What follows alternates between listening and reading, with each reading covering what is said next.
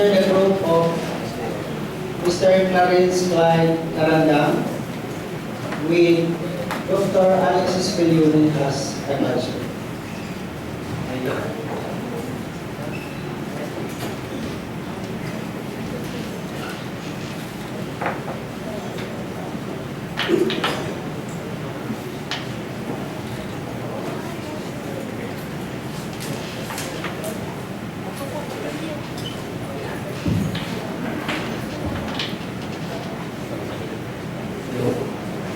Good afternoon, everyone. We are here to present our paper entitled Assessment of Localized Congestion on the Roads of Pinoy Aquino International Airport, Pasay City, Manila.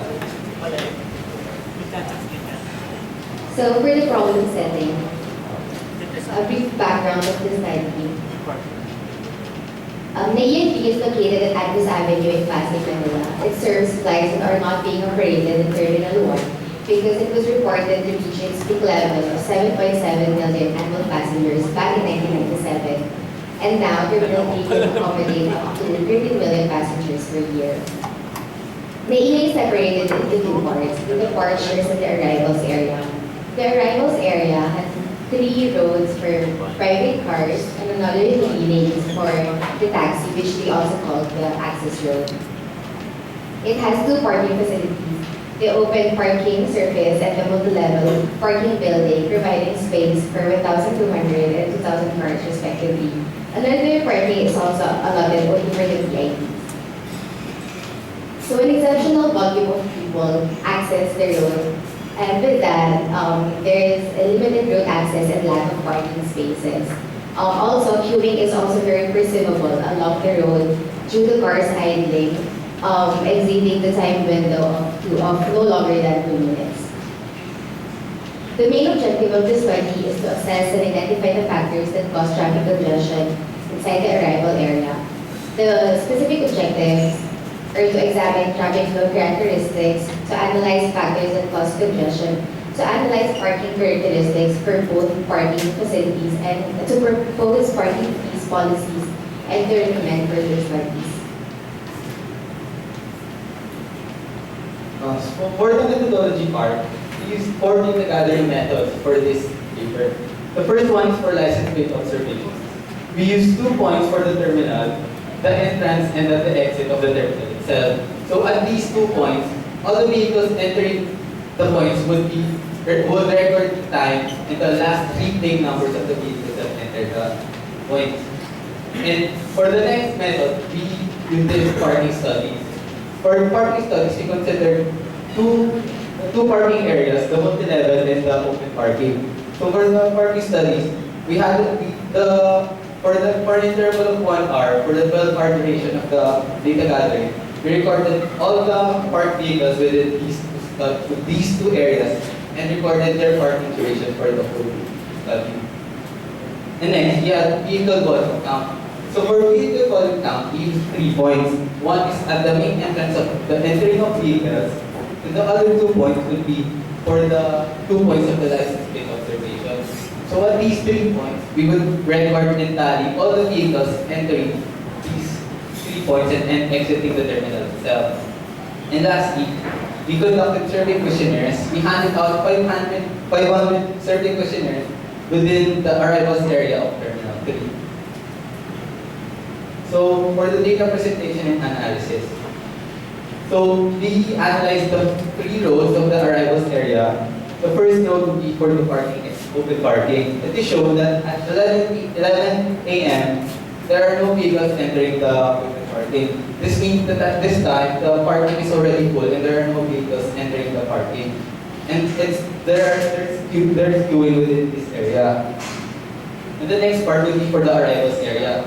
It shows that there are more vehicles using the arrivals area in the morning compared to the afternoon. For the next one, the access road. This road is mainly used for taxis, but unfortunately there are still private vehicles using the said road, so it adds congestion to this area. Lastly, for the departures area, the rest of the vehicles not counted between these 3 roads use the departures area above Terminal 3. So here is the cumulative volume study of the vehicle entering and exiting the terminal. The orange line represents the entering vehicles, and the red line, the exiting vehicles. So the difference in these two lines is the number of vehicles within the vicinity. So here is a graphical representation of the said volume of vehicles. It shows that in the morning, there are a lot of vehicles within the vicinity of Naya Terminal 3. But as time passes by, the number of vehicles within the terminal slowly declines. And here is the summary of the volume studies of the three roads. So for the arrivals area and the access road, their peak hours in the morning, exactly at 7 to 8 a.m. and 8 to 9 p.m. But for the departures area, the peak hours 2 p.m. to 3 p.m. And their peak hour volume is, the arrivals area and access road peak hour volume is low compared to the peak hour volume of the departures area. So for the parking study, here's the sample of the data gathered for the multi-level parking and the open parking. We recorded the volume of cars per 60-minute interval.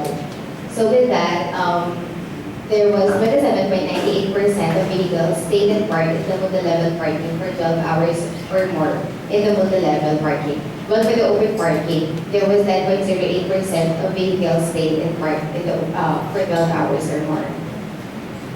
So with that given data, parking duration and turnover rates were obtained with 6.209 hour per vehicle for the multi-level and 4.175 hour per vehicle for the open parking. Turnover rate is 0.158 vehicle per stall hour in the multi-level parking, while 0.242 for the open parking. Given this data, it can be seen that the turnover rates are very low. It means that there's less vehicle movement and an individual parking space, and also indicates that the vehicles were parked for long duration. So this graph represents the number of cars parked per hour. The yellow line represents the capacity of the whole parking building, and while the blue line is 1,200 capacity. Only levels A and to C is open for public, while D and E are for airport officials and staff. It could just mean that from 12 to 2 p.m. There was an overcapacity. Same goes with the open parking. There was an overcapacity starting 7 a.m. up to 6 p.m. So the efficiency of the parking spaces, the overall program is started there. Thanks the overall flow characteristics is affected in the parking areas. So this table, we show the distribution of number of private vehicles. We classified here the private vehicles per how long they traveled along the arrival time. So in this table, we assume that for cars traveling less than 15 minutes, the vehicles tend to exit immediately, while for vehicles traveling more than that, travel more than that tends to wait or parking parking areas. So you can be shown in the table that large proportion of private vehicles goes to parking areas. However, since based on the parking survey sent before, the parking spaces cannot accommodate all the public. So in such cases, some cars exit, then re-enter the terminal just to buy some time for them to fetch their passengers. So about 808 vehicles out of 3,174 re-entered the study area, which is more than 20% of the total volume. With an average of 3.45 re-entry times, which is very inefficient, which shows the inefficiency of the parking scales. And it can be one of the main reasons to improve the parking facilities in the area. So we handed out 500 survey questionnaires to fetchers at the arrivals bay, and over the course of 5 days. And the pie chart on the left represents the mode of transportation that the respondents used going to the airport. And it can be seen here that majority of the respondents brought their own vehicle, and only only 24% use public transportation. The second pie chart represents where the respondents who brought their own cars parked, either at the open parking area or at the multi-level parking building. And then this matrix represents the number of passengers and the number of fetchers. Majority of the respondents had only one person to fetch, being fetched by only one individual. But in some cases, one passenger would be fetched by 5 or more fetchers. So the subjective part of the survey, for the subjective part of the survey, we gave the respondents 4 statements or reasons for their delay and asked them to rank the likelihood. And the delayed arrival of flights and the lack of parking space emerged as the top 2 reasons as to why they think that they're delayed. In addition to this, we also gave them statements or suggestions to improve fluidity of traffic flow at the terminal. So the top 5 statements that emerged to be the most desirable for the respondents are represented by the yellow bars, and 2 of them involve the construction of an MRT or LRT line to increase the accessibility of the terminal. But however, most of the 2 of the more feasible statements include the free parking if you're parked for less than 30 minutes, and the provision of an alternate route to go around go outside of the terminal, because currently vehicles would have to go through Andrews Avenue to re-enter the terminal. So in conclusion, the parking capacity of the study area aggravates the congestion of traffic. The parking capacity of both parking areas cannot suffice the increasing volume demand of vehicles over time, and because parking lacks capacity, inconvenience to drivers after re-entering the terminal is being experienced. For the recommendations of our staff, first, more parking space should be provided. Levels D and E of multi-level parking should be open to the public, since levels D are just displayed as slabs or floors. Then so the free parking fee in all parking spaces within the 30 years period. It's not all it's not applied. That is the implementation of LMRT or LMRT going to the terminal.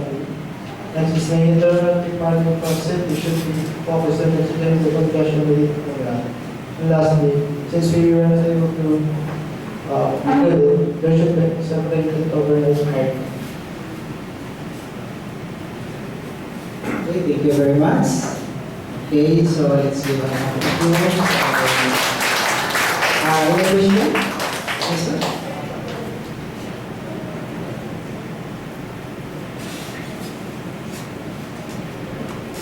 Questions or comments? It's obvious that the lack of space actually one of the factors that related to giving up parking. If you have excess of 12 hours parking time, it means they are not picking up for premium passengers. Means they are working somewhere there, and that actually is causing congestion of parking.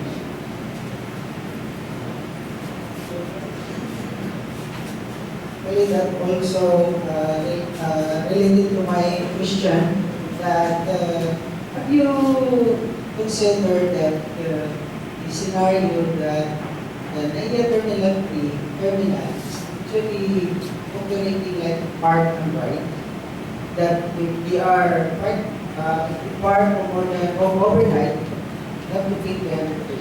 Well, it's a park and ride, so basically is really able to capture this proportion of people that are actually parked for a very long time, let's say more than 3 to 4 hours. Isa po. Our study only covered 12 hours from 6 a.m. to 6 p.m. So we didn't cover the overnight hours.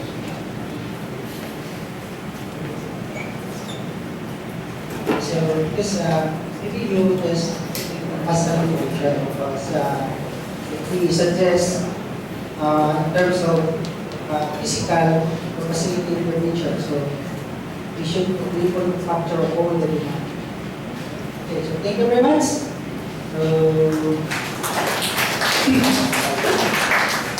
Okay, our fourth presenter.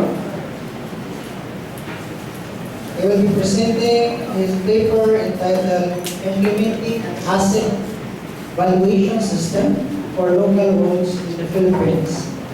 The presenter is Mr. Nelson Leroy and Ma'am Amara. Okay, sir. Everyone, I'm Nelson, faculty of Luke McNamara is our team leader in the housing funded provincial road management facility. Okay, this is a policy paper that we've developed for the Commission on Audit and the Department of Interior and Local Government in implementing an asset valuation system for local roads in the Philippines. I think we all know that road infrastructure is important. Road transport dominates the transport system in the country. In 2006, conveyance by roads is considered dominant or a majority according to the UBC study to 1.7 million passengers or 19% of passenger traffic and 25.9 million tons of freight or cargo. So I think this is 8% of cargo traffic. Now, obviously, road infrastructure has development impacts. There are several case studies and evaluation analysis. The average economic return for road projects for the period of 1983 to 1992 was 29%. Every $1 spent in developing countries on road maintenance, road users save $3. And whenever there are improvements in rural roads, there tends to be a 16% increase in employment. And whenever a rural road is improved, there's a trend of shift from agricultural to higher level form of employment. Now, national roads, we often see them, but in the field, there are more local roads than national roads. Right now, it's around 32,000 for national roads, but there is equally more for provincial roads and city roads, 31,000 and 15,000 respectively. But in terms of quality, then obviously the national roads have more paved roads compared to provincial roads, which is smaller than 1/3 of the total population of roads in the provinces, and 62% for city roads in terms of paving ratio. Now, the provincial and city roads the data will be upgraded once the nationwide survey of provincial and city road center and condition is completed by the road board. Unfortunately, there's no definitive data for municipal and private roads. The ILG has data on provincial roads and city roads because the Special Local Road Fund under the Motor Vehicle User Charge mandates the allocation of this fund through the population of roads, of provincial and city roads, and then plus other factors on vehicle registration. So the ILG has data on provincial and city roads. Okay. There's a study from the Philippine Institute of Development studies that regions with low length of provincial and city roads tend to have lower gross regional domestic product and higher poverty incidence. In this table, you can see that Region 4B, Region 5, of course ARMM, and Region 13 have the highest poverty incidence. Mostly, no, but not always the case. And then there's even fewer related intellectual or road asset valuation. The last time that we've seen an actual valuation of road assets in the country is in 2006 by ADB and also subsequently used by the OC Provincial Road Management Facility. You can see here that the average valuation for national roads in 2007 is 11 billion US dollars, and for local roads, provincial roads, 3.2 billion dollars, and city roads, 2.5 billion dollars, using the valuation methodology of replacement value.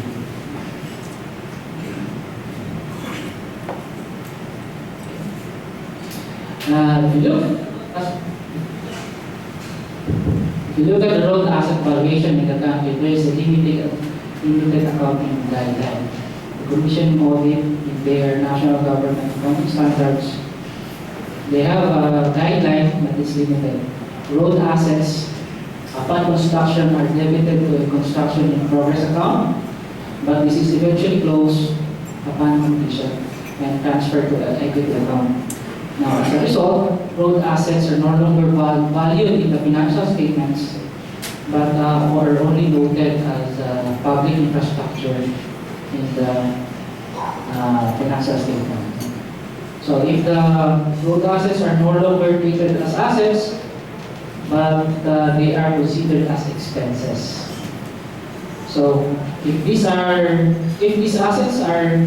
roads are not considered as assets, then they are not part of the fixed asset inventory and therefore not provided with depreciation. Usually, government have assets in their books of accounts, property, plants, and equipment, including buildings, but not roads. Okay, so any other construction improvement and rehabilitation and maintenance on local roads creates value for the local government. No? Because there's the government provides expenses or provides investments to local roads. Now, because the government has invested in these assets, it goes without saying that the local government think the net value of their assets should have increased. Now, in terms of specific valuation methods, there are none. The Department of Finance has issued the Philippine Valuation Standards.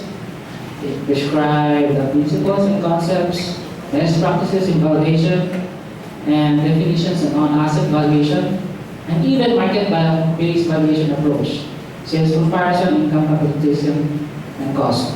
But they are silent on road infrastructure assets, and they do not even recommend, because they're silent on it, they do not recommend any valuation methodology.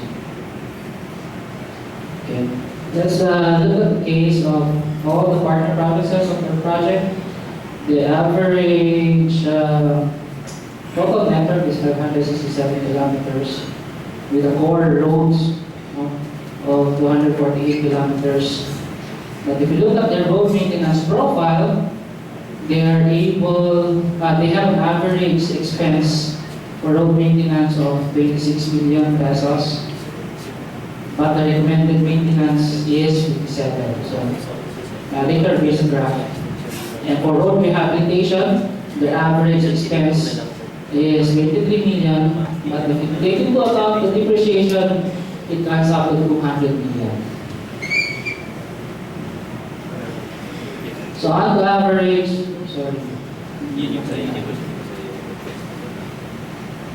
anyway. So on the average, the provinces can only fund 46% of road maintenance, but even more dire for road rehabilitation. They can only fund 10%.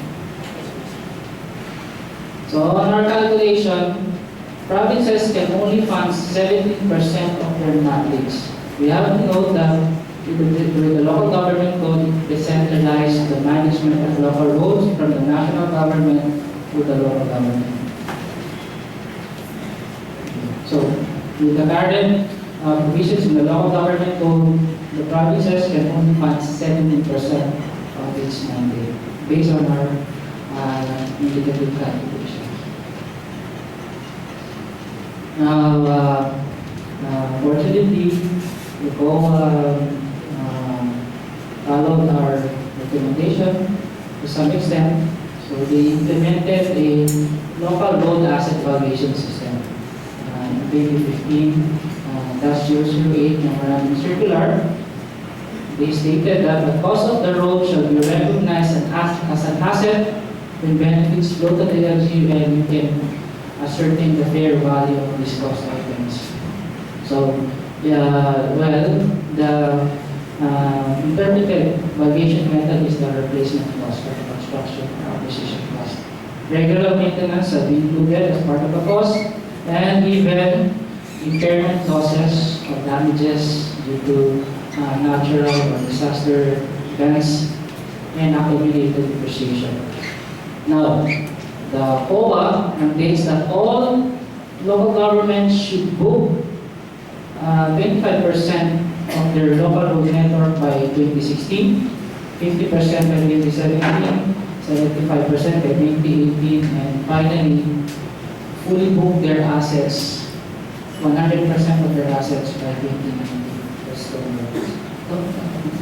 Alright, so this is the books of accounts of a particular LGU or any other LGU, local road infrastructure, so we put in the book of equipment. Okay, we also tried a specific valuation method for a provincial road network using depreciation also. So we followed the written down replacement cost method, and this is computed as the average condition of the asset times the average replacement cost per square kilometer or per square meter times the unit area of a section of each payment section. And this is the valuation condition rating factor adopted from Australia. So that is the AC part, the condition factor. So Guimaras has 25 road sections with a total of 120 kilometers. And you can see the average surface conditions there and with the notes on the surface types. So, when we value the road assets in Guimaras for provincial roads, it arrives at a value of 497 billion pesos. Note that the provincial average expenditure of Guimaras is 30 million per year. But if you look at their total asset valuation for provincial roads, it's 497 million.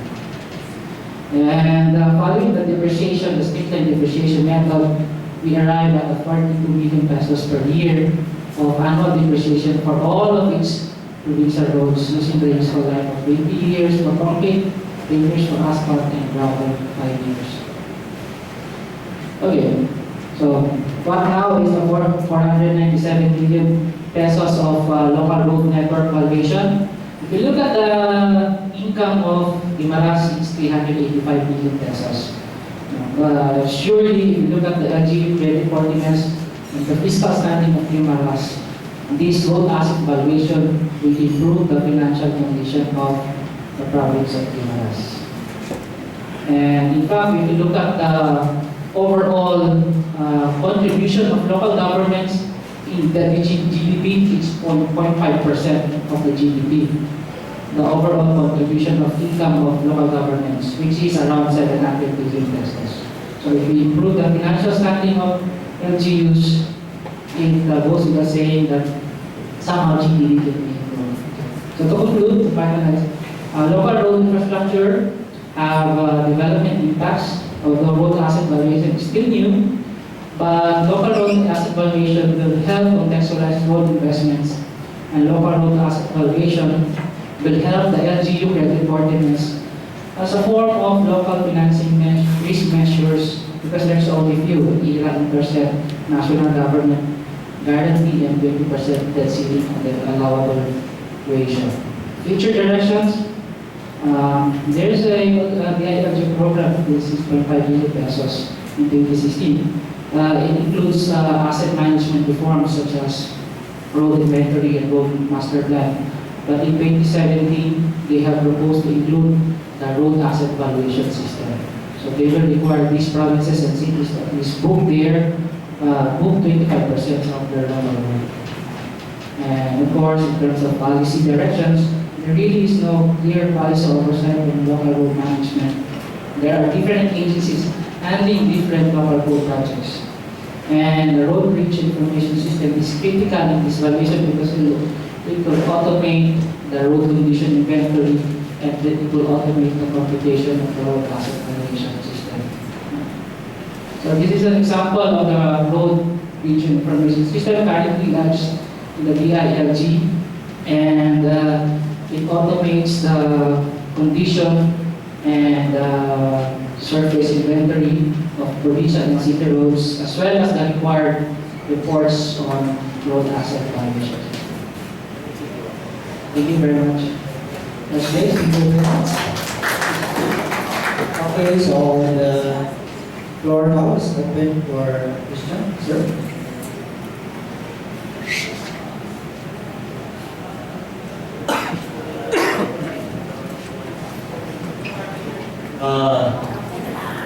COA is proposing valuation of local roads as asset. Are the local government now doing and publishing balance sheet?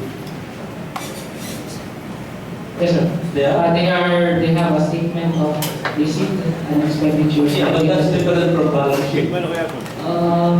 Receipt and expenditures is a cash flow Yes.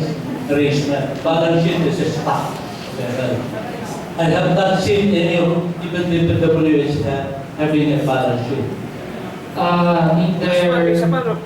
their revised statements of receipts and expenditures, they have a running account balance at the end. It is a transaction cash flow, Yes. not a balance sheet. When you ask evaluation, it means as a corporation, they normally do have balance sheet as a valuation. It's a nice concept, but it's not going to happen in the Philippines because line agencies do not have balance sheet. One. Two, even if I have a balance sheet of the value of my property, which is asset, it's not bankable. I cannot mortgage road because the banks can never take over a road and take money out of it. So it's really an asset that is meaningless from a banker's standpoint. Thank you. Although at the same time, COA issued Memorandum Circular 2015-008, DPWA is also issued a similar department order for the valuation of national roads. Start with, I have a 30,000 units now. I don't know how much it is because I built it over 50 years. So I just put zero value right now. Any new construction, I can add it at construction cost. But that's not going to give you an idea of maintenance budget. The HDM for DPWH now calculates the maintenance budget based on the pavement and traffic, so that the rate of degradation or depreciation has something to do with the use of the road. In this COA, you are depreciating an asset based on the usual accounting of the straight line life of 25 years. That's why I say, DPWH just put zero value. Value of 25 years is now zero. It did not account for any improvement we have in the subsequent period. That's conceptually, I think the accountant doesn't understand the whole asset infrastructure. Okay, so any other follow-up question?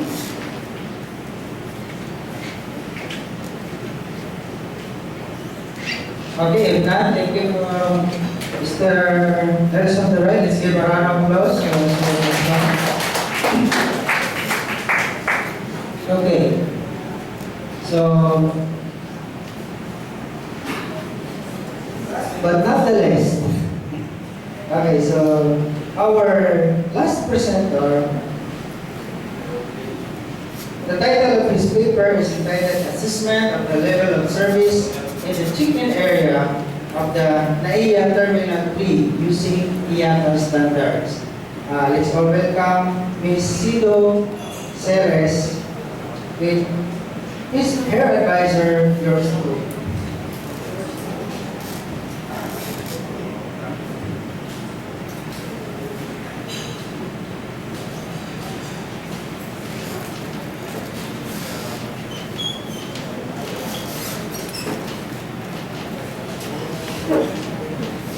Hi, good afternoon, everyone.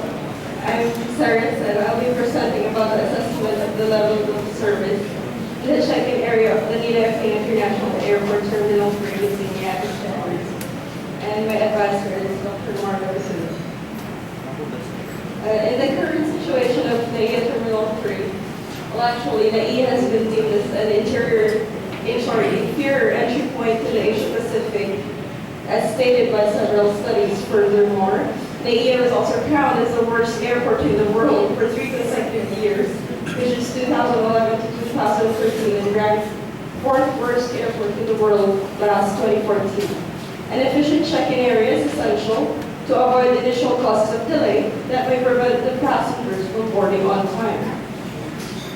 Check-in areas of the NAIA terminals, handling both local and international flights, experience passenger congestions on a daily basis, especially and actually at its worst during Christmas holidays and summer seasons. To improve the passengers' perception of the quality of the service rendered in NAIA, improving the LOS during the check-in process will ensure positive results right away. For the significance of this study, knowing the existing LOS in the NAIA terminals is needed to know whether the desired level of service and the IATA recommended level of service, which is LOSC, is to know whether it is rendered and maintained in the airport. Measuring the service rate and capacity of the check-in area will be helpful in determining efficiency of the check-in facility. These values obtained may also serve as reference for future development plans that may be undertaken by the NAIA management. The objectives of this study is to assess the existing level of service in the check-in area of NAIA Terminal 3 and to assess the capacity of the terminal and the extent of congestion during peak season, which is December, and as previously mentioned for the development plan of NAIA. Seen on this slide is the historical data of NAIA Terminal 3 departing passengers from 2011 to 2015. And as you can notice, last 2015, the month of December is the peak month, and that is also the month when this study was conducted.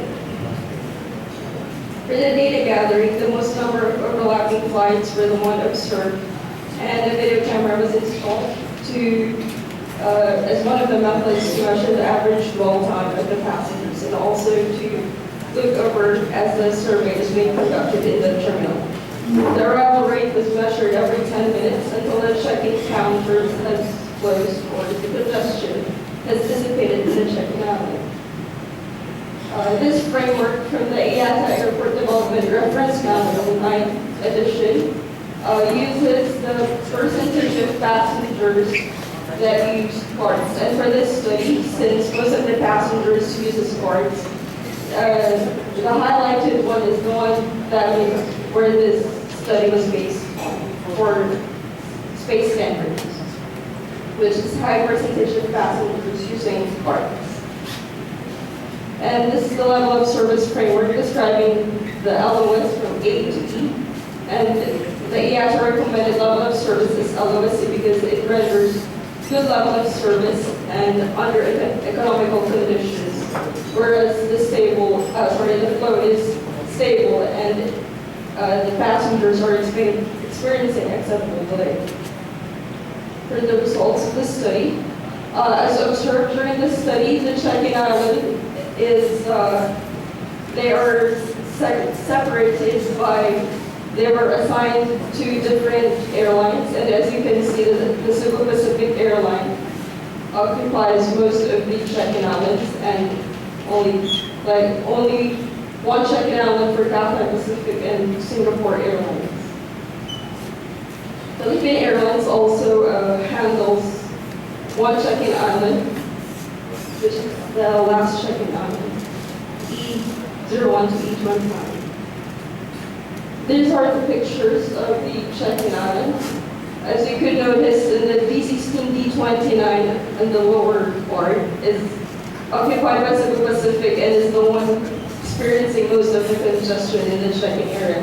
Whereas the other check-in islands, such as the one occupied by Cathay Pacific in the upper left corner of the slide, it is barely used. But it is, in that picture, it is actually used, but it's handling very few flights and actually most are connecting flights. So their check-in island is actually underutilized. For the arrival rate in peak hours, the actual arrival rate of passengers was used to establish the peak hour in this study, and the LOS was determined for periods of highest demand or during the peak hours. In this graph, this shows integrated data of the number of arriving passengers during the 3-day data gathering. And as you could notice, in the mid part of the day, which is 14:30 to 15:30, it is the peak hour of the NAIA Terminal 3 in the check-in area. That check-in island was actually occupied by Cebu Pacific with 14 active check-in counters handling 8 overlapping flights. All are domestic, and the recorded highest arrival rate was 174 passengers every 5 minutes, and the peak hour arrival rate was 544 passengers per hour. For the service rate during the peak hour, it handles 341 passengers per hour. The service rate was reported to be in a range of 2 minutes to 3 minutes, whereas for the check-in area to operate at LOSC, it is required to have a service time of 1.6 minutes per passenger, with respect to the load during the peak hour and the check-in area. The possible causes for this congestion is due to inadequate number of check-in counters that are active to accommodate the passengers, and inadequate queuing area. And as you could notice, since 1.6 is actually quite infeasible because it was not actually observed during the actual data gathering, the service rate doesn't heavily influence the congestion in the check-in area. This may also be due to the unique check-in procedures followed by different airlines. The possible solution to this is increasing the number of active check-in counters for fully booked flights, such as the ones that are processed by Cebu Pacific. For the dwell time analysis, approximately 20% or 20% or 98 passengers during the peak hour experiences a waiting time of more than 25 minutes because, according to studies, 25 minutes is the only tolerable waiting time of the passengers. And the dwell time required to operate at LOSC is 17.87 minutes. As you can see in table 4, the maximum waiting time that the passengers experience is half an hour or around 32 minutes. For their area assessment, the available area for one check-in island is 275.4 square meters, but this is inadequate by around 60 square meters because to achieve the lower limit of the LOSC, it actually needs around 335, and the upper limit of LOSC, which is bordering on LOSP already, it needs 173.5 to accommodate the peak hour passengers. For the IATA space standards LOS, it was seen as it was ranging from LOSD to LOSF. Since according to the authors proposing the time block concept, they mentioned that this model is actually just an underestimation, just for a quick reference. So I just labeled it as like a range from LOSD to LOSF because the passenger arrival is actually fluctuating as well. As you can see in the pictures check-in island D16, D29 is occupied by Cebu Pacific, but check-in island D16 to D29 is occupied by ANA, or All Nippon Airways, which handles international flights.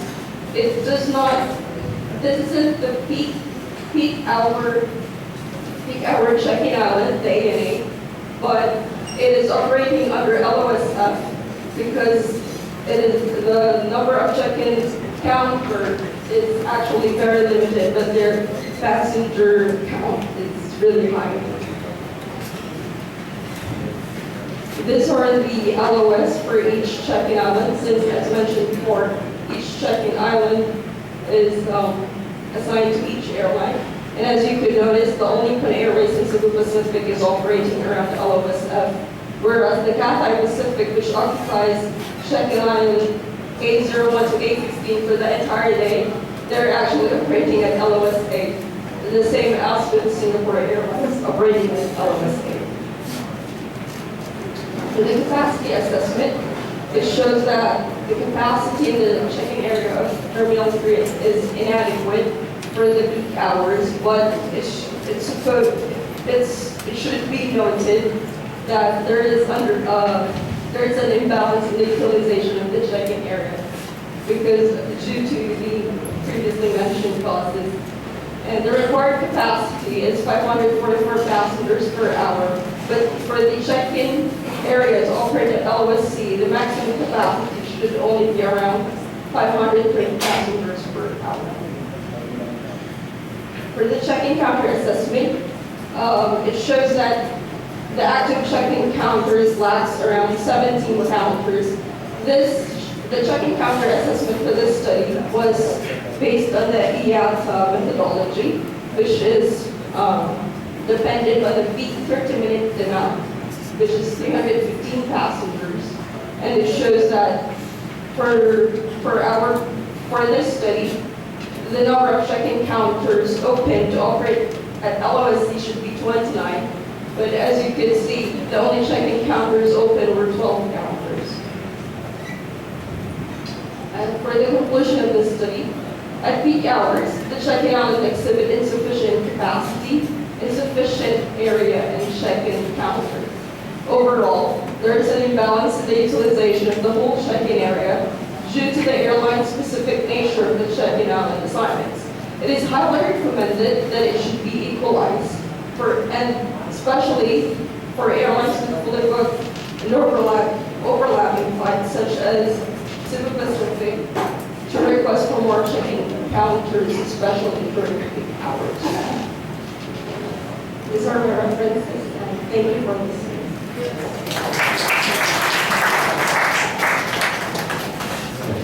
Okay, thank you, Ms. Ceres. The floor now is open for issue. Anybody from you?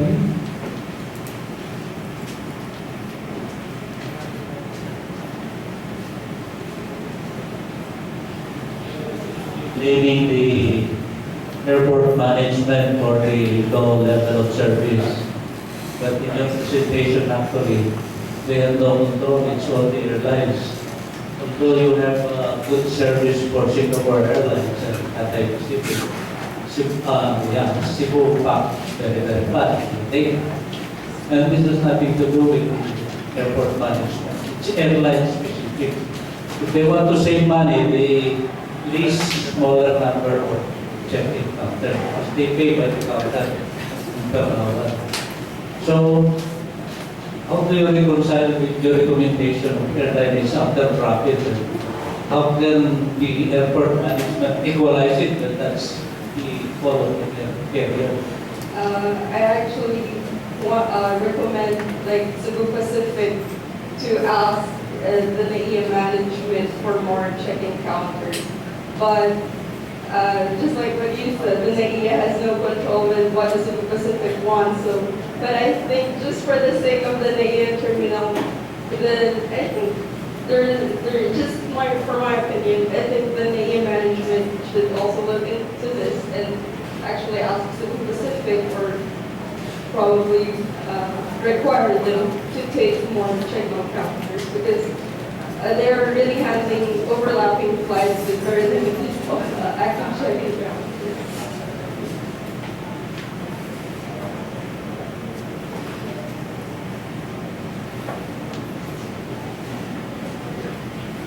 We still have 2 minutes ng meeting. Ito, mukhang tapos na yung kabila eh.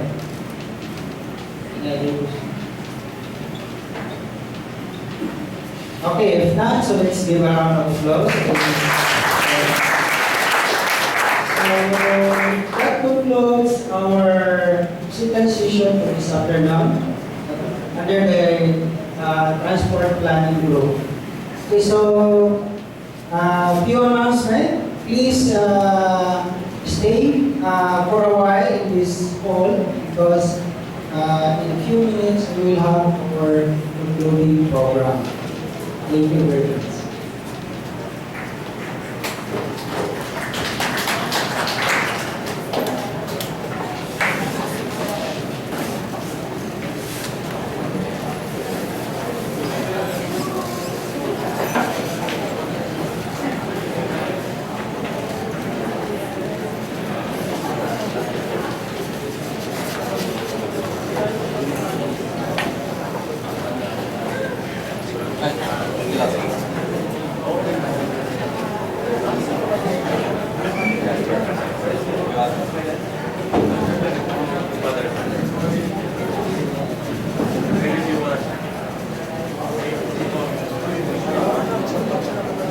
We will request the other participants to enter the room if you can already